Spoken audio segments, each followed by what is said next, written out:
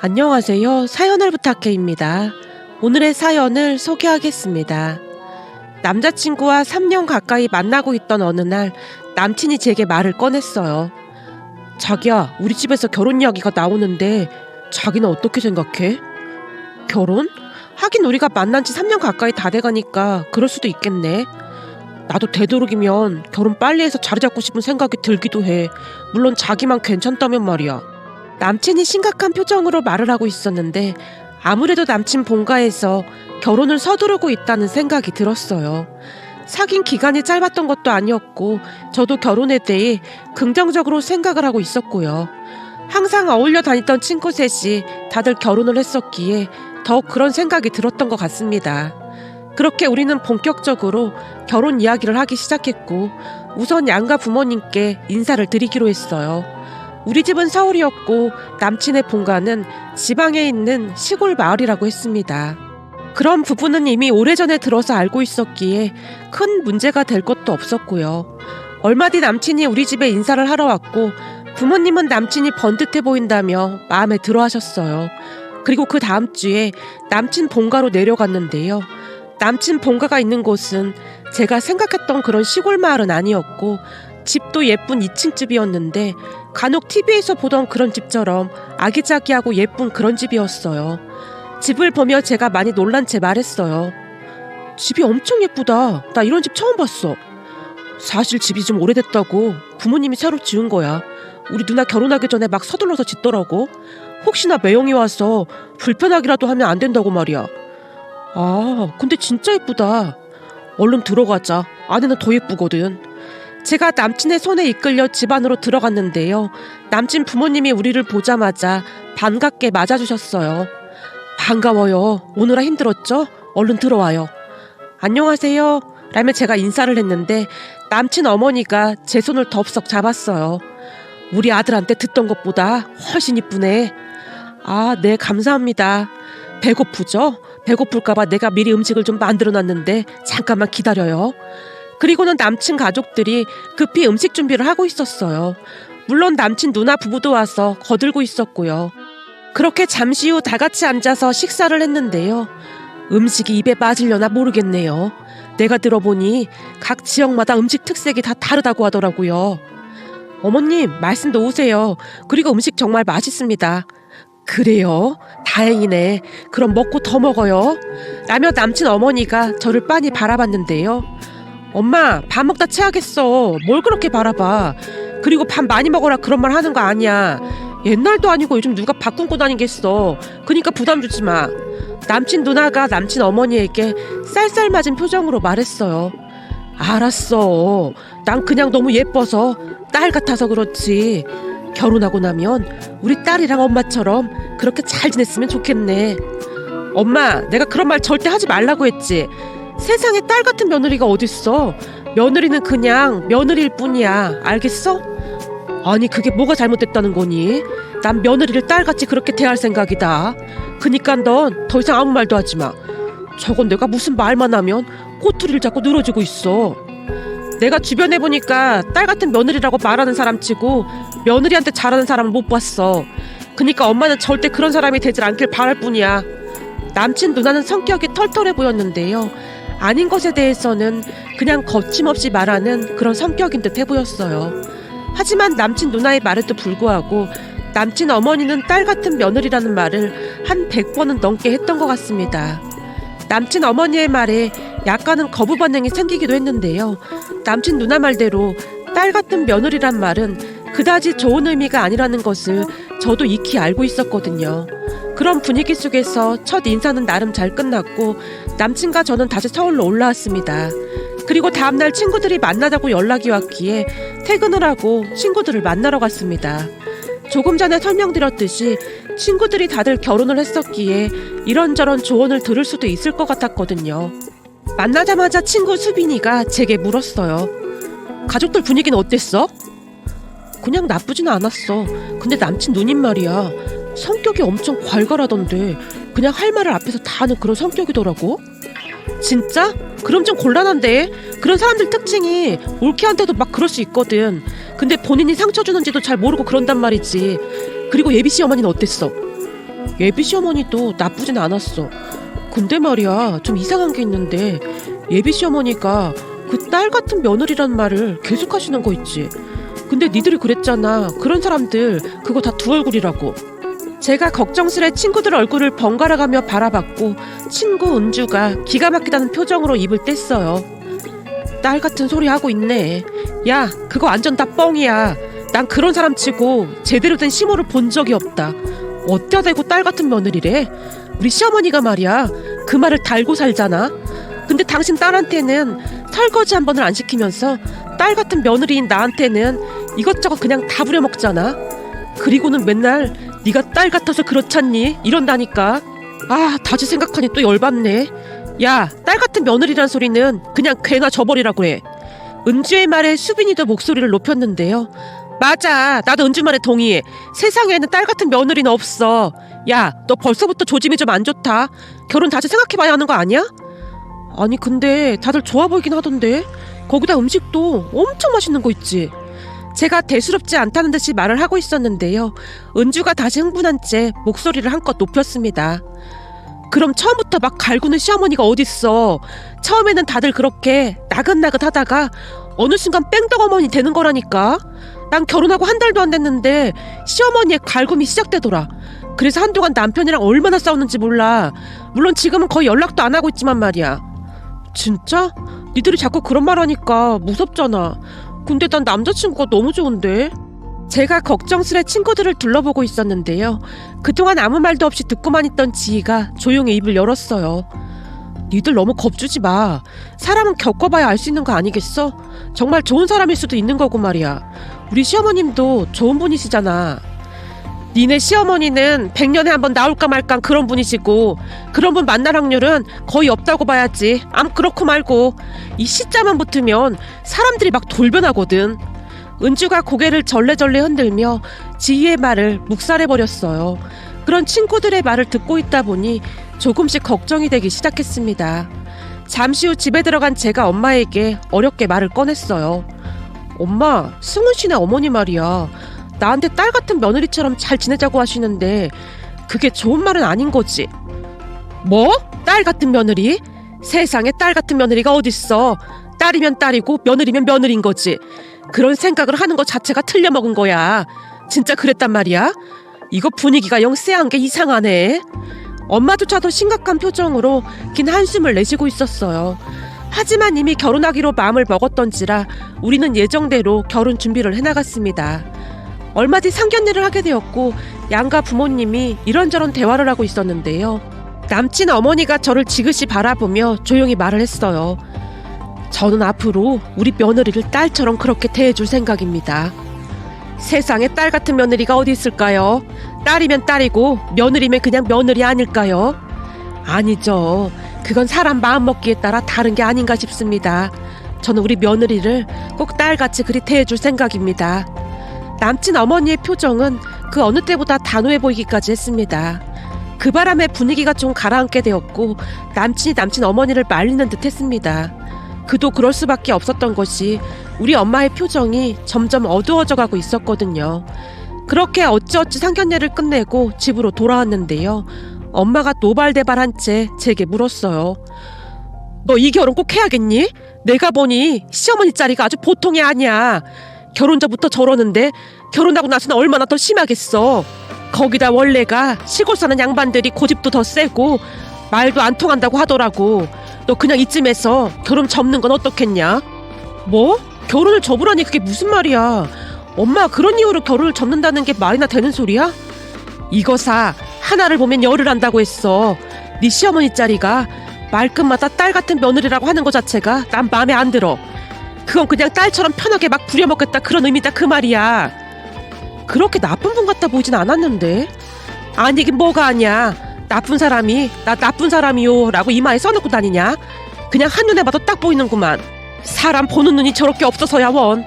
엄마가 한심하다는 듯이 저를 나무라고 있었는데요. 여보, 확실하지도 않은데 그런 말 하는 건 좀 아닌 것 같구려. 좀 더 지켜보자고. 내가 보기엔 예비사돈 두 분 다 점잖아 보이던데. 당신도 그래. 지금 우리가 무슨 물건을 사고 파는 것도 아니고 딸 혼사 문제인데 내가 지금 예민하지 않게 생겼어? 난 우리 딸이 결혼해서 가정부 취급받고 살면 절대 가만히 있지 않을 거야. 엄마는 딸 같은 며느리라는 말에 이미 분노하고 있는 듯 해보였어요. 그러면서 알게 된 사실인데요. 이 딸 같은 며느리라는 말이 얼마나 무서운 말인지 다시 한번 실감하게 되었답니다. 그 뒤에도 엄마는 한동안 결혼을 다시 생각해보라고 했지만 이미 콩깍지가 씌어있던 제게 그 말이 들릴 리가 없었어요. 어느 날은 고모까지 와서 엄마 속을 뒤집어 놨는데요. 옳게 진짜 결혼시킬 거야? 딸 같은 며느리라고 했다면서. 그런 생각을 한다는 자체가 아주 문제가 많은 집안이네. 우리 딸 시댁은 아예 서로 연락조차도 안 하고 산다잖아. 그게 편한 거지. 대체 딸 같은 며느리라고 하면서 얼마나 부려먹으려고 그러는 거야. 내가 보니 앞으로 옳게도 고생 좀 하겠네. 윤채가 똑똑한 줄 알았더니 헛똑똑이었구나. 알고 보니 공부만 잘했던 거였어. 우리 딸이 윤채보다 공부 못해서 그렇게 뭐라고 했었는데 역시 세상은 공부가 다가 아니었어. 저런 집구석으로 굳이 시집간다고 하는 것 봐봐. 앞으로 옳게 앞날이 깜깜하네. 하루하루 불안해서 어떻게 살아 그래? 고모가 한껏 비웃고 있었는데요. 고모에게는 자식이 3명이나 있었지만 이상하리만큼 셋 다 공부를 못했거든요. 그래서 우리 엄마에게 피해의식 같은 것이 있었던 고모에게는 더욱 신나는 일이 아니었을까 싶습니다. 고모는 제가 잘못되기만을 바라고 또 바랐을 테니까요. 암튼 많은 우여곡절 끝에 우리는 결혼을 했습니다. 결혼식 당일날도 시어머님이 제게 우리 딸 너무 예쁘다 라는 말을 했었는데요. 엄마의 얼굴이 울그락불그락 해져 있었어요. 물론 옆에 있던 고모는 마치 승리자라도 된 듯한 그런 표정으로 의기양양해 있었고요. 그렇게 며칠 뒤 신혼여행을 갔다가 시댁으로 향했습니다. 하지만 그동안 그놈의 딸 같은 며느리라는 말에 어찌나 스트레스를 받았던지 긴장을 하고 있을 수밖에 없었어요. 잠시 후 시댁에 도착해서 들어갔는데 눈앞에 펼쳐진 광경을 보고 깜짝 놀라고 말았습니다. 거실 밥상 위에 진수성찬이 차려져 있었거든요. 음식을 보자마자 뱃속에서 꼬르륵 소리가 날 정도였으니까요. 우선 시어머님이 활짝 웃으며 저를 반겨주셨어요. 우리 딸 왔니? 피곤하지? 얼른 앉아라. 내가 오늘 랍스터인가 뭔가도 준비했는데 맛이 있을런지 모르겠다. 이 랍스터가 말이다 아주 기가 막히게 맛있더구나. 엄마, 딸 같은 며느리라며 우리한테는 랍스터는커녕 대게 한 번은 안 해줘놓고 왜 차별하는 거야? 이거 기분이 좀 나쁘려고 하네. 그때는 엄마가 랍스터가 뭔지를 잘 몰랐을 때고, 근데 얼마 전에 누가 사줘서 먹어봤는데 맛이 아주 기가 막히더구나. 얼른 앉아. 시어머님이 랍스터를 일일이 손질해서는 시누이와 제 접시에 담아줬어요. 어머님도 좀 드세요. 아니야, 난 우리 딸들이 먹는 것만 봐도 그냥 배가 부르지 뭐니. 얼른 먹어. 네 시누이 먹는 거 봐봐라. 저러다 네 시누이가 다 먹어치우겠다. 엄마, 밥 먹을 때는 걔도 안 건드린다고 하는데 자꾸 왜 그러는 거야? 시누이가 불만스럽다는 듯이 시어머님을 바라봤지만 시어머님의 얼굴은 그저 싱글벙글이었어요. 식사를 끝낸 뒤 뒷정리를 하기 위해 제가 자리에서 일어났는데요. 시어머님이 손가락으로 시누이를 가리키며 말했어요. 저기 좀 봐라. 우리 집 첫째 딸은 밥 먹고 항상 저러고 있거든. 너도 이제부터 우리 집 딸이니까 네 시누이 옆에 가서 앉아있으면 된다. 이 설거지는 말이야, 힘센 우리 아들이 엄청 잘하거든. 그래도 제가 설거지는 해야 할 것 같은데요. 내가 말했잖니, 네 시누이도 저러고 있다고. 그 순간 남편이 끼어들었는데요. 맞아, 설거지는 내가 할 테니까 자기는 가서 쉬어. 우리 집은 원래가 힘든 건 남자가 다 하고 있거든. 옳게, 이리 와서 좀 쉬어. 내 동생이 설거지 하나는 아주 기가 막히게 하거든. 시누이가 저를 불렀고 제가 엉거주춤한 자세로 시누이 옆에 앉았습니다. 아무튼 그날 시댁에서 지내봤는데 걱정했던 일은 전혀 일어나지 않았습니다. 그렇게 다음날 서울로 올라왔는데요. 친구 은주에게 전화가 걸려왔습니다. 시댁에선 어땠어? 니네 시어머니 완전 달라졌지? 아니, 난 내려가서 내내 잘 쉬다만 왔는걸? 아무래도 우리 시어머님은 그런 분이 아니신 것 같아. 내내 맛있는 음식만 주시고 그러던데? 야, 그거 속임수야, 속임수. 그러다가 어느 순간 돌변한다니까. 이제 보니 니네 시어머니 완전 고단수다 얘. 그렇게 안심시켜놓고 제대로 뒷통도 칠 건가 보네. 그럴 것 같아 보이진 않던데. 제가 고개를 갸우뚱거리며 말을 하고 있었지만 은주는 믿을 수 없다는 듯한 그런 목소리였어요. 물론 우리 엄마도 계속해서 색안경을 끼고 시어머님을 바라봤고요. 이번에 내려가서 진짜 아무것도 안 하고 왔다 그 말이야? 그렇다니까. 신우이랑 내내 먹고 놀다만 왔어. 진짜 딸 같은 며느리가 맞던데 나한테 하나도 안 시켜. 아마도 처음이라 그런가 보네. 세상에 딸 같은 며느리가 어딨어. 말이 되는 소리를 해야지. 엄마 또한 절대 믿지 않는 듯한 그런 모습이었거든요. 하지만 저는 시어머님이 그다지 불편하지 않았는데요. 제 눈에는 시어머님이 좋으신 분 같아 보였거든요. 그러던 어느 날 퇴근하고 집에 들어가려고 했더니 문 앞에 아이스박스가 놓여 있었어요. 보낸 사람이 누군지 확인을 해봤더니 시어머님이었습니다. 아이스박스를 집 안으로 들여놓은 뒤 확인을 해봤더니 김장김치랑 반찬이 들어있었어요. 배가 많이 고프던 차에 김치 한 조각을 뜯어서 입에 넣어봤는데요. 김치 맛이 아주 환상적이었어요. 평소 시어머님 음식 솜씨가 좋다는 것은 잘 알고 있었지만 저는 그동안 그렇게 맛있는 김치는 처음 먹어본 것 같았습니다. 그렇게 시어머님께 전화를 드렸어요. 어머님, 김장하신 거예요? 저 부르지 그러셨어요. 제 친구들 보니까 김장한다고 다들 시댁에 가던데요. 아니다. 딸은 원래가 엄마가 하는 거 받아먹는 거다. 네 시누이도 그러고 있잖니. 혹시 몰라서 내가 조금만 보내봤는데 먹어보고 맛이 괜찮으면 말해. 더 보내줄 테니까. 그럼 어머님 혼자 김장하신 거예요? 힘드셨을 텐데. 아니, 네 시아버지랑 둘이서 했지. 자식들 먹일 생각에 힘든 줄도 몰랐어. 시어머님의 목소리가 어찌나 해맑았는지 모르겠습니다. 그 순간 왜 그랬는지 모르겠지만 자식들 먹일 생각에 힘든 줄도 몰랐다는 말에 저도 모르게 울컥했는데요. 그냥 자식들을 생각하는 시부모님의 마음이 고스란히 느껴져 왔거든요. 어머님, 김치 너무 맛있어요. 저는 지금껏 이렇게 맛있는 김치는 처음이에요. 정말이니? 맛이 괜찮았어? 그럼요. 진짜 맛있어요. 김치만 있어도 밥 한 공기 뚝딱 할 것 같아요. 다행이구나. 맛있다고 해줘서 정말 고맙구나. 부모는 그저 자식이 맛있게 먹는 것만 봐도 배가 부르거든. 시어머님이 오히려 제게 고맙다는 말을 몇 번이나 했는데요. 그동안 잠시나마 시어머님을 의심했던 것이 죄송스럽기만 했습니다. 그 뒤에도 시어머님은 여느 시어머니들과는 달라도 너무나 달랐는데요. 제 생일날 꽤 많은 용돈을 보내주시면서 오늘 생일인데 맛있는 거 사 먹어. 내가 생일상이라도 차려주고 싶은데 요즘은 생일상 차려준다고 오라가라 하는 것도 안 좋은 거라고 해서 그냥 톤으로 보냈다. 일하랴 집안일 하랴 많이 힘들지? 아니에요 어머님. 그이가 많이 도와줘서 저는 하는 것도 없는걸요. 그거야 맞벌이 하는데 당연한 거지. 혹시 농땡이 피우거나 하면 나한테 바로 연락해라. 아주 혼을 내줄 참이니까. 시어머니는 그저 그 말만을 할 뿐이었어요.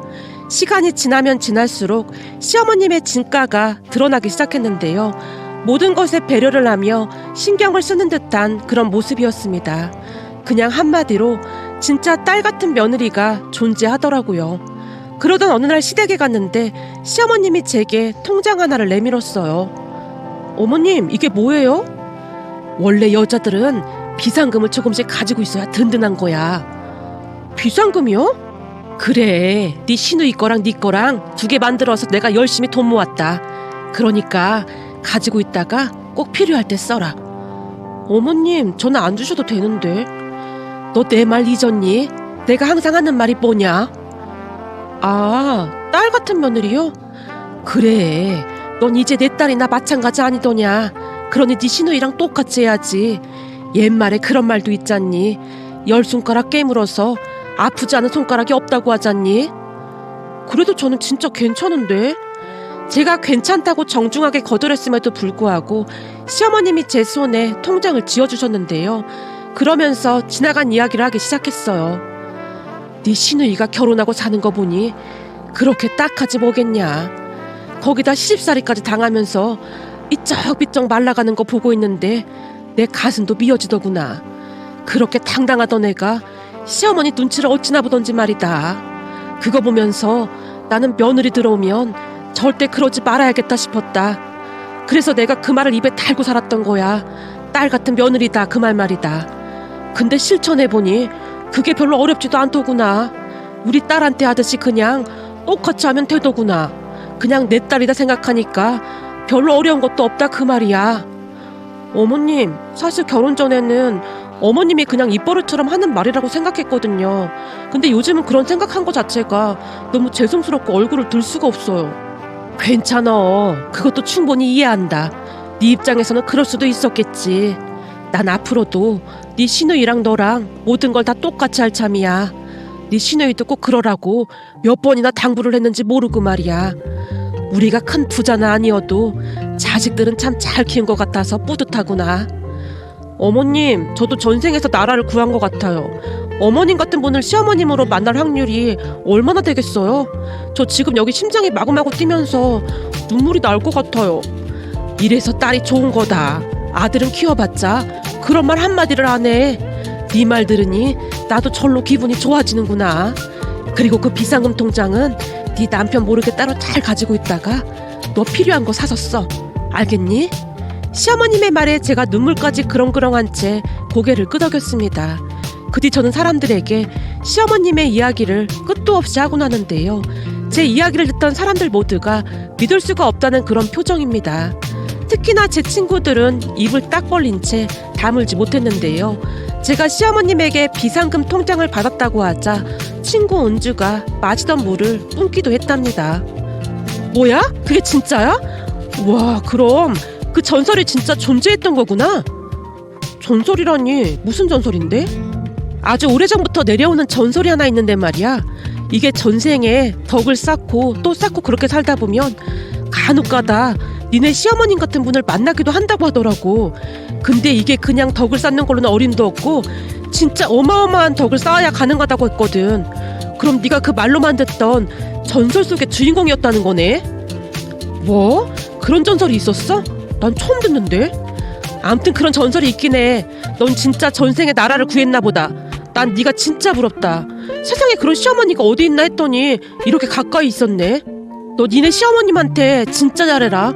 그런 분 세상에 많지 않거든. 라며 부러움 가득한 눈으로 저를 바라봤어요. 친구들뿐만 아니라 엄마도 생각이 완전히 바뀌었는데요. 내가 이놈의 주둥아리를 그냥 꿰매버리던지 해야지. 그렇게 착하지 착한 안사돈한테 대체 뭐라고 나불댔는지 모르겠구나. 라며 엄마가 손바닥으로 입술을 툭툭 치다가는 노트에 뭔가를 열심히 적고 있었어요. 엄마, 근데 갑자기 뭘 적고 있는 거야? 안사돈이 어떻게 하는지 다 적어놓고 공부하는 중이야. 공부? 그걸 뭘 또 공부까지 해? 아니지, 아니야. 너한테 안사돈 얘기 들을 때마다 내가 아주 감탄을 하고 있잖니.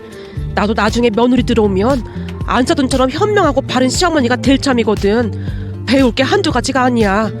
어쩜 그렇게 고상하고 현명하신지 나도 반했잖니. 그지? 우리 시어머님이 엄청 현명하시고 멋지긴 하셔. 내가 네 고모 말만 듣고 안사돈 의심한 게 어찌나 미안하던지 죄송해서 얼굴을 못 들겠다니까. 대체 고모가 뭐라고 했는데? 네 고모가 말이야, 그 뭐냐 시골 사람들 완전 고지식하고 말도 안 통한다고 막 그러면서 안사돈이 땅 꿍꿍이가 있는 게 분명하다고 계속 그랬다니까.